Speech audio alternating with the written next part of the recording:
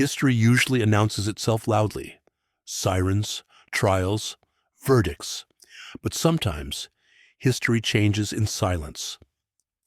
In 2008, Jeffrey Epstein should have disappeared into the justice system. Instead, he disappeared into paperwork. No press conference, no televised courtroom, just a deal, signed quietly, that bent the future. This is not the story of Epstein's crimes. This is the story of the moment the system blinked. And everything that followed traces back to that blink. Before the deal, federal investigators were building something big. Not rumors, not gossip. Evidence. Dozens of underage girls. Multiple properties. Recruitment patterns. This wasn't just misconduct. It was trafficking. And the evidence didn't stop at Epstein. Names appeared. Connections formed. Questions started pointing outward. Then, without warning, the momentum stopped. Not because the case collapsed, but because someone decided it wouldn't continue. Inside the plea deal was a sentence most people never saw. It granted immunity, not just to Epstein, but to any potential co-conspirators. No names, no investigations, no indictments. People who were never charged were suddenly untouchable. With one paragraph, the deal didn't just resolve a case. It erased paths that had not yet been walked. That line alone reshaped the entire story. Here's where the story turns darker. The victims were never informed. While lawyers negotiated behind closed doors, the girls who had testified, who had waited, were left out. By the time they found out the deal existed, it was already signed. The case was over before they were allowed to speak. Justice didn't just move on. It moved without them. Epstein was facing potential federal trafficking charges, charges that could have meant decades, charges that could have opened doors no one wanted opened.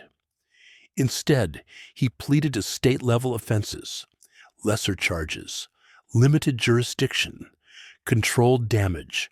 Once the state deal was signed, the federal case became irrelevant, not dismissed, neutralized.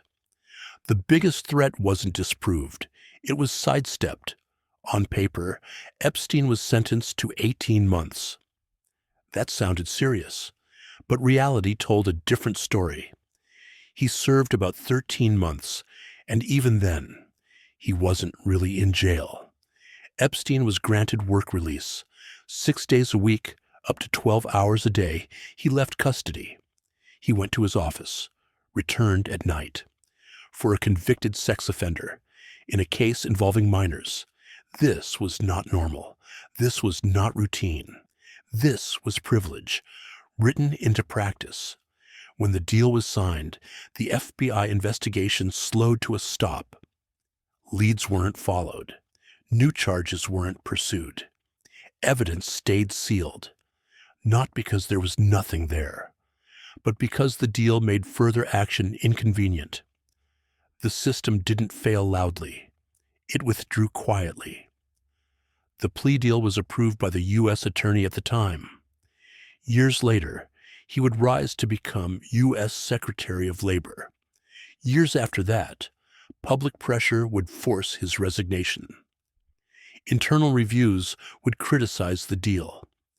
But accountability came late. The moment had already passed.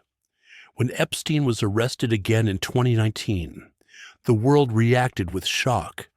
But the real shock happened years earlier, in 2008. That was the moment consequences were delayed. Questions were buried. Power changed the outcome. This wasn't the end of a case. It was the origin of everything that followed.